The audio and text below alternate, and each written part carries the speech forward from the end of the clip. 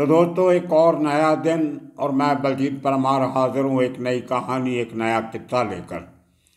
सबसे पहले आप लोगों से माफ़ी मांगते हैं कि कल का एपिसोड नहीं डाल सके, क्योंकि मेरी भी तबीयत ठीक नहीं थी और मेरे एडिटर की तबीयत भी ठीक नहीं, तो आज भी ठीक नहीं है। मैंने किसी और दोस्त को बुलाया है एक दो दिन के लिए, क्योंकि मेरा जो मेन एडिटर है वो फीवर के साथ, ये मौसम बहुत बदल रहा है पंजाब में। कल 12 डिग्री टेम्परेचर रह गया था, शायद ठंड वगैरह लगी होगी। तो दो एक दिन थोड़ा लेट हो सकता है, लेकिन आपको एपिसोड मिलते रहेंगे। मेरी भी तबीयत ठीक नहीं है, गला बहुत ख़राब है 3 4 दिन से। कल भी काफ़ी ख़राब था, लेकिन ये मौसम जब बदलता है तो होता है हर साल, कोई इसको सीरियसली लेने की ज़रूरत नहीं है। और 2 4 दिन होगा फिर ठीक हो जाएगा आपने। तो हम बात कर रहे थे मुंबई में उस बड़े सस्पेंसफुल इवेंट की, जिसमें इतने बड़े लेवल की साजिश होती है। मुकेश अंबानी के घर के बाहर विस्फोटक से भरा हुआ एक वहीकल रखा जाता है। वो पूरी कहानी कैसे हुई आपको मैं हमने पिछले एपिसोड में सुनाई थी। उसका दूसरा भाग आज मनसुख भाई, जिसको हमने पिछले एपिसोड में हसमुख भाई कह दिया था, मुझे मालूम था उसका नाम मनसुख है, लेकिन कुछ कारणों से, क्योंकि केस सब्सिडाइज है, कोर्ट में चल रहा है और उसके आगे बच्चे भी हैं, रिश्तेदार होते हैं, शायद उनको ये सब बातें मालूम नहीं होगी जो हम बता रहे थे। तो ठीक है, अब सबको मालूम ही है, तो मनसुख भाई उसका नाम ले लेते हैं। आपने अच्छा पकड़ा था, लेकिन मुझे मालूम था, जानबूझ के हसमुख नाम लिया था। कोई बात नहीं। तो मनसुख भाई की मौत कैसे होती है और उस मौत की गुत्थी कैसे सुलझती है, ये भी किसी जासूसी नावल के कांड से कम नहीं है। इतने बड़े दांव पेच खेले गए, इतने बड़े तरीके से वो मर्डर किया गया कि उसकी किसी को खबर तक ना हो। लाश को इस तरीके से ठिकाने लगाने की कोशिश की गई कि किसी के ऊपर कोई शक ना हो। ये सब बातें आपको आज बताएंगे। कल से एक नई कड़ी जो है मुंबई के अंडरवर्ल्ड की, उसके जुड़ी हुई कुछ बातें आपको कल उस कड़ी में सुनाएंगे। तो चलते हैं वापस मनसुख भाई की तरफ। 4 मार्च का दिन, 25 फरवरी को आपको बताया गया था कि वो गाड़ी रखी गई थी। उसके बाद 4 फरवरी मनसुख भाई अपने थाना वाले घर पे था और सुबह सुबह उसको फ़ोन आता है एक शख्स का, जो अपने आप को कहता है कि वो कांदीवली क्राइम ब्रांच का ऑफिसर तावड़े बोल रहा है। तावड़े ने कहा कि आपको इमीडिएटली हमारे कांदीवली क्राइम ब्रांच यूनिट में पहुंचना है, आपकी स्टेटमेंट रिकॉर्ड करनी है। और बहुत घबराया हुआ था मनसुख। कई दिनों से कभी उसकी स्टेटमेंट रिकॉर्ड सीआईयू करता है, कभी स्टेट की जो इंटेलिजेंस यूनिट है उसके लोग भी उसके पास गए। उसके साथ साथ जो एंटी टेररिज्म स्क्वाड है, जहाँ पे दया नायक एक ज़माने का एनकाउंटर स्पेशलिस्ट रह चुका ऑफिसर काम कर रहा था, वो उसके लोग भी उसकी स्टेटमेंट लेने के लिए लगे हुए थे। सो बहुत परेशानियों से निकल रहा था मनसुख भाई। जैसे फ़ोन आता है वो थोड़ा परेशान हो जाता है। उसकी पत्नी उसको मना करती है कि आप या तो इस किस्म के फ़ोन पे बात करना बंद कर दो, यहाँ सबको मिलना जुलना बंद कर दीजिए।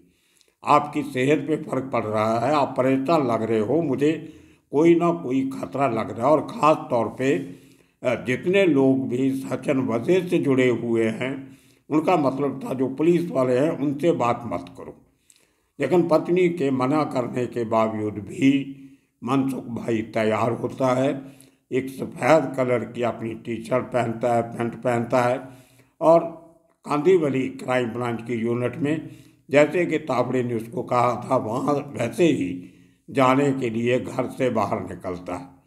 तो एक खास ऑटो रिक्शा लेने की कोशिश में होता है, लेकिन तभी उसको एक पुलिस जीप दिखाई देती।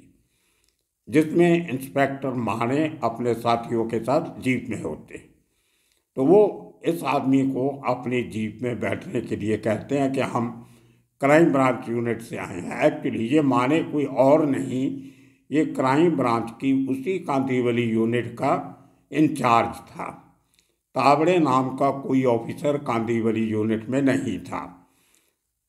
ये बहुत बड़ी प्लानिंग की गई थी कि किस तरह से मनसुख भाई को इस पूरी इन्वेस्टिगेशन से गायब कर दिया जाए, क्योंकि अगर वो जिंदा रहेगा तो उसके बयान से जो सच्चाई बताएगा उसमें बहुत सारे लोगों की कॉन्स्पिरेसी का पर्दाफाश होगा। उसके लिए उसको रास्ते से हटाने की प्लानिंग बहुत बड़े लेवल पे बन गई थी। उस गाड़ी से बैठा के उसको एक दूसरी जगह पे ले जाया जाता है, वहाँ जहाँ पे उसको एक टावेरा गाड़ी में ट्रांसफ़र किया जाता है। उस गाड़ी में 5 लोग होते हैं। एक आदमी गाड़ी चला रहा होता है, 2 आदमी पीछे वाली सीट पे बैठे होते हैं और 2 आदमी जो पीछे डिक्की वाला जो एक और पीछे पोर्शन होता है उसमें बैठे हो। जो बीच में जो 2 आदमी बैठे हैं उन दोनों के बीच में ज़बरदस्ती मनसुख भाई को बैठा दिया जाता है। और उस गाड़ी के चलने के बाद दोनों जो बैठे मनसुख भाई के आजू बाजू दोनों तरफ जो लोग बैठे थे वो इसका गला दबा के इसकी हत्या कर देते हैं। उसके बाद उस गाड़ी को वहाँ से निकाला जाता है ताकि उस गाड़ी को रास्ते में कोई तकलीफ ना हो, कोई चेकिंग ना हो, किसी नाकाबंदी पे या किसी टोल प्लाजा पे कोई गाड़ी रोके नहीं। इसलिए माने इंस्पेक्टर माने अपने पुलिस के व्हीकल को आगे आगे लगाता है और वो 5 लोगों की जो गाड़ी होती है, छठा जिसमें मनसुख भाई की लाश पड़ी होती है, उसको एस्कॉर्ट करके मुंबई के बाहर बाहर मुंब्रा इलाके में ले जाते हैं। वहाँ पे मुंब्रा क्रीक है, उसके नीचे से खाड़ी है, ब्रिज है, नीचे समुंदर का पानी और पानी जो नीचे झाड़ियाँ होती हैं, क्रीक, जड़ी बूटी झाड़ी और साथ में मिट्टी मड गंदगी, उस इलाके का माहौल होता है नीचे क्रीक में, खाड़ी में, जिसको खाड़ी कहते हैं। तो वो ब्रिज के ऊपर से इसकी लाश को एक मास्क लगा के, वो कोरोना का टाइम चल रहा था, और कोई शरीर पे चोट के निशान नहीं, बड़े तरीके से गला दबाया गया, मार दिया और मास्क उसके मुंह पे लगा दी गई ताकि उसकी शनाख्त थोड़ी देर के लिए नहीं हो, और उसका मुंह बंद करके उस मास्क से उसको रात को अंधेरे में उस क्रीक के ब्रिज से पानी में फेंक दिया जाता है। और वो लोग वहाँ से इंस्पेक्टर माने जो टवेरा गाड़ी है वो लोग अपने रास्ते चले जाते हैं और इंस्पेक्टर माने मनसुख भाई का मोबाइल फ़ोन लेके उस वहाँ से काफ़ी दूर बसई इलाके में चला जाता है, बिल्कुल दूसरा एरिया, पालघर जिला, दूसरी लोकेशन जो कई किलोमीटर दूर है वहाँ से। और वहाँ पे जाके उसके फ़ोन की इसलिए किया कि अगर कोई उसको अभी फ़ोन आएगा तो उसकी लोकेशन जो है वो बस सही दिखाई जाएगी। तो जो भी पुलिस की टीम, भले वो क्राइम ब्रांच की हो या एंटी टेररिज्म स्क्वाड की हो या किसी और की हो, तो वो उसको ढूंढने के लिए बस सही जाएंगे उसके टावर की लोकेशन देखने के लिए। और देखिए कितनी गहराई से पूरी प्लानिंग की गई। और उसके बाद माने अपनी जगह पे पुलिस स्टेशन अपने वापस आ जा। इस बीच में इनमें से कोई फ़ोन पे कोई बात नहीं करता, लेकिन जैसे कहते हैं कि हर क्रिमिनल का दिन आता है पकड़े जाने का। दूसरे दिन, ये 4 तारीख रात की बात है, 5 तारीख को अर्ली इन द मॉर्निंग, सुबह सुबह जब उसकी लाश फेंकी गई थी तो समुंदर में कोई इतने बड़े लेवल के पानी नहीं था नीचे, क्योंकि हाई टाइड ख़त्म होने जा रही थी। जब हाई टाइड ख़त्म होती है तो उसके बाद लो टाइड का समय शुरू होता है जो काफ़ी घंटे रहता है। उस लो टाइड के समय पे पानी बहुत कम हो जाता है खाड़ी में। इनको लगा था कि हम बहते पानी में लाश फेंकेंगे तो वो कहीं ना कहीं से चलती हुई समुद्र में पहुंच जाएगी, जब कभी मिलेगी तो बुरी हालत में मिलेगी, पहचाना नहीं जाएगा। लेकिन वो जिस जगह पे लाश गिरी वो झाड़ियों के बीच में फंस गई, नीचे तक गई नहीं गहराई में, जहाँ पे थोड़ा ज़्यादा पानी था। तो चीकड़ जिसको हम कहते हैं, जो मार्शलैंड में होता है, वहाँ पे अटक गई झाड़ी और कीचड़ के ऊपर, पूरी तरह डूबी नहीं नीचे। तो 5 तारीख को सुबह सुबह जब उस एरिया में रहने वाले कुछ मजदूर लोग मॉर्निंग अपने वो जो क्रियाक्रम के लिए, शौच के लिए उस एरिया में जाते हैं झाड़ियों में, उनको एक सफ़ेद रंग की कमीज नज़र आती है, पूरी बॉडी नज़र नहीं आती दूर से। तो उनको शक होता है कि हो ना हो कोई चीज़ हो, वहाँ पे देखते हैं। तो 3-4 लोग वो नज़दीक जाते हैं, जैसी कमीज को हाथ डालते हैं तो उसके नीचे उनको बॉडी नज़र आती है। उसको सीधा किया जाता है तो मुंह पे मास्क लगी होती। उसके बाद पुलिस को इन्फॉर्म किया जाता है, पुलिस आती है, बॉडी को लेके हॉस्पिटल लेके जाते हैं। जब प्रिलिमिनरी इन्वेस्टिगेशन होती है तो पता चलता है कि मास्क को जब उतारा गया तो उसके अंदर से जो नॉर्मली मास्क इतना गूट बनी होता है उसका, तो उसके अंदर कोई जो ह्यूमन सांस लेने के साथ जो वाटरी जो सब्सटेंस निकलती है, उस किस्म का कोई दाग मास्क के अंदर नहीं था, और जिस्म पे कोई मारपीट के निशान नहीं थे। लेकिन जब ये डॉक्टरों ने कहा कि मास्क के अंदर मॉइस्चर ना होने का, जो बॉडी से निकलता मॉइस्चर है, वो पूरा उसकी जो इनिशियल जो इमीडिएटली जांच की गई, तो ये इसका मतलब ये होता है कि मरने के बाद इसके मुंह पे वो कपड़ा बांधा गया। तो इस किस्म की कोई डॉक्टरों की स्पेशलाइजेशन होगी, मैं तो इतना टेक्निकल आदमी नहीं हूँ, लेकिन डॉक्टर्स ने ये अंदेशा किया कि मौत पहले हुई है और ये कपड़ा बाद में बांधा गया है मुंह पे। तो अब लाश मिली तो थोड़े दिन के बाद पता भी चल गया, थोड़ी देर के बाद, कि ये तो मनसुख भाई की लाश है। अब पुलिस की भागदौड़ शुरू होती है ये ढूंढने के लिए कि उसको मारा किसने। अब मनसुख भाई का जब फ़ोन ढूंढते हैं, करते करते पता चलता है कि उसकी लोकेशन जो है वो सही में पाई गई। उसका सिम कार्ड का जो ढूंढते हैं तो किसी की कोई कॉल का पता नहीं चलता, क्योंकि इंस्पेक्टर माने ने जो कॉल की थी वो व्हाट्सएप कॉल की थी। अब व्हाट्सएप कॉल का कोई रिकॉर्ड नहीं मिलता, कहीं से पता नहीं चलता कौन से लोकेशन से की कहाँ पहुँची। लेकिन बदकिस्मती ये थी पुलिस की माने की कि मनसुख माई के घर पे जिस फ़ोन पे कॉल गई थी वो एक वाईफाई का फ़ोन था। जो आप इंटरनेट कनेक्शन लेते हैं उसके साथ आपको एक वाईफाई फ़ोन मिलता है, वो इंटरनेट की कंपनी आपको फ्री में देती है, पैकेज में होता है। तो उसके ऊपर वाईफाई कॉल के ऊपर वो नंबर था कि कहाँ से फ़ोन आया था, तो टाइम भी था, ड्यूरेशन भी थी, कितना टाइम बात हुई। तो वाईफाई की जो उसका जो राउटर था, जो छोटी सी मशीन साथ में लगी रहती है, उसको जब कंपनी की मदद से खंगाला गया तो माने का नहीं, एक सिम कार्ड का नंबर आया। तो वो सिम कार्ड गुजरात के एक सट्टा व्यापारी ने खरीदा था कंपनी से। एक नहीं, तकरीबन 40 सिम कार्ड खरीदे थे। अब देखिए कितनी हैरानी की बात है। हम लोग, आपने कभी मोबाइल फ़ोन का कनेक्शन लेना हो तो आधार कार्ड देना पड़ता है, फ़ोटो खिंचवा के दीवार के साथ खड़े होके देनी पड़ती है, फिर कहीं जाके आपको सिम कार्ड मिलता है। लेकिन वो सट्टा बाज़ार वाला 40 सिम कार्ड इकट्ठे खरीदता। जब उसका एड्रेस पे ATS की टीम, एंटी टेररिज्म स्क्वाड की टीम पहुंचती है गुजरात, और मेरे हिसाब से इंस्पेक्टर दया नाइक और उसके साथी पहुंचे थे, तो वो आदमी पूरा उसको दिया जाता है कि ये सिम कार्ड इस नंबर का आपने किसको दिया था।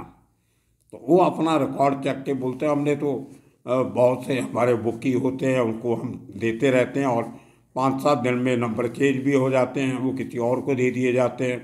तो जैसे आपको मालूम है पुलिस वालों को बोलता है कि हमारा सट्टे का धंधा तो ऐसे ही चलता है, तो परमानेंट नंबर तो हम रखते नहीं।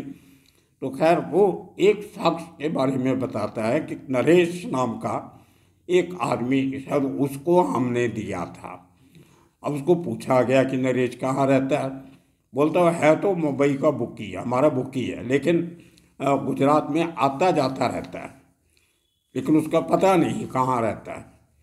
और थोड़ा जब सख्ती से पूछताछ हुई तो उस सट्टा बाजार वाले ने बताया कि यहाँ पे नज़दीक ही एक क्लब है, उस क्लब में एक लड़की काम करती है, उस लड़की के साथ नरेश का रिश्ता था, शायद वो जानती हो।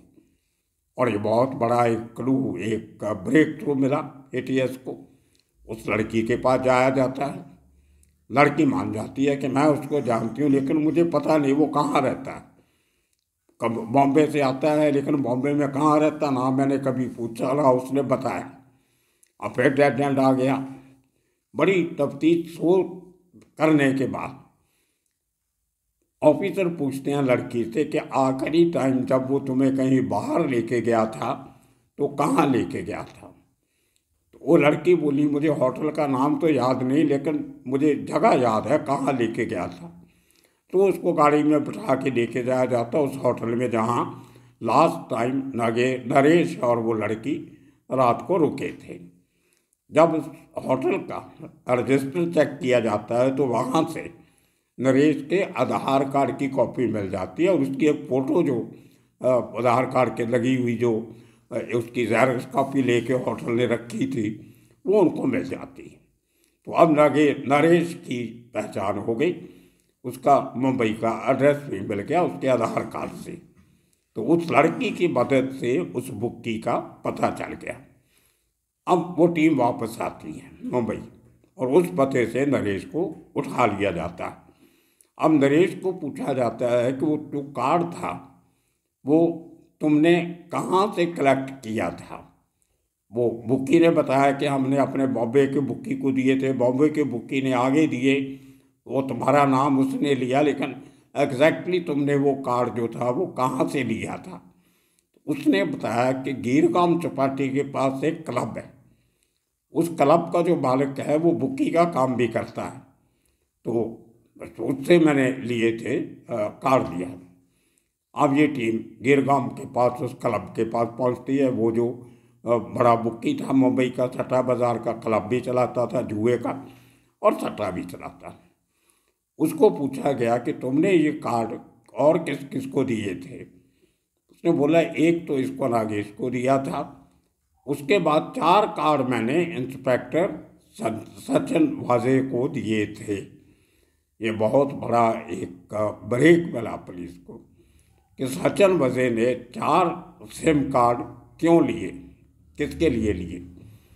और जब उससे डिटेल मांगी जाती है तो उन कार्ड से पता चला कि उनमें से एक कार्ड जिससे इंस्पेक्टर महाने ने मनसुख भाई को तावड़े बन के फ़ोन किया था, वो कार्ड उनमें से एक था। तो वही उसको, ये इंस्पेक्टर माने को वो कार्ड सचिन वाजे ने दिया था।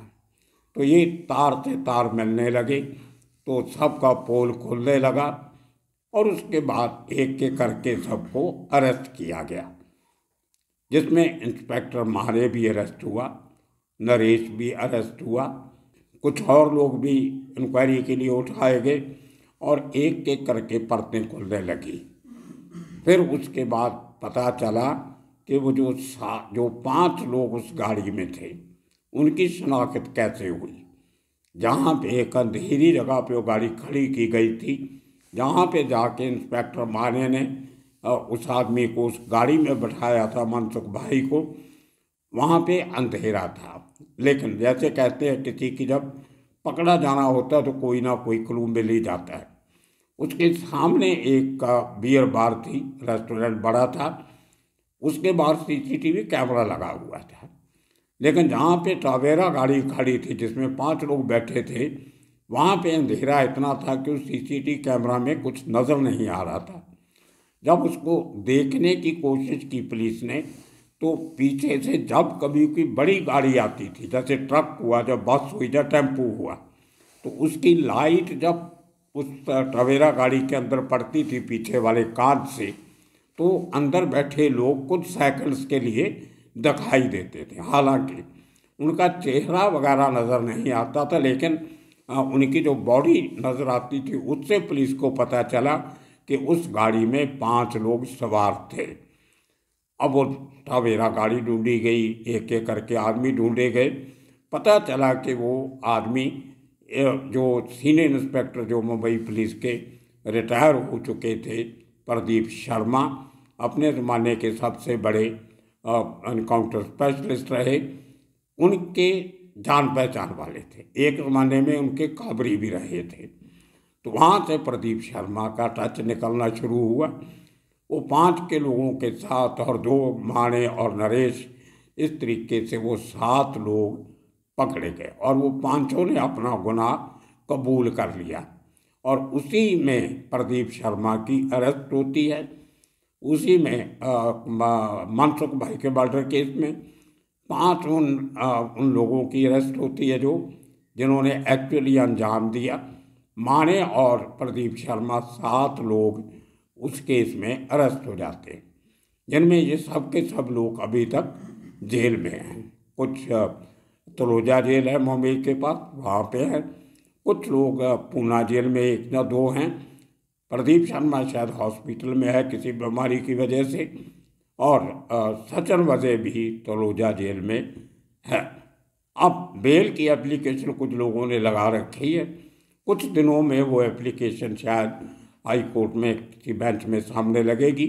उसके बाद देखना होगा कि क्या नया पैंतरा ये लोग खेलते हैं बेल लेने के लिए, और क्या कानूनी दांव पेच चाहते हैं ये लोग, और जो प्रोसिक्यूशन है वो अपना केस किस तरीके से कोर्ट में पेश करेगी। लेकिन लगता ये है कि बड़े तरीके से इस केस को अभी ठंडे बक्से में डाला जा रहा है। इतनी बड़ी कंस्पिरेसी जो बन के उभरी थी वो उसको अभी ख़त्म करने की कोशिश की जा रही है। देखना होगा कोर्ट की अगली तारीख तक। तब तक के लिए आप सबका शुक्रिया, धन्यवाद।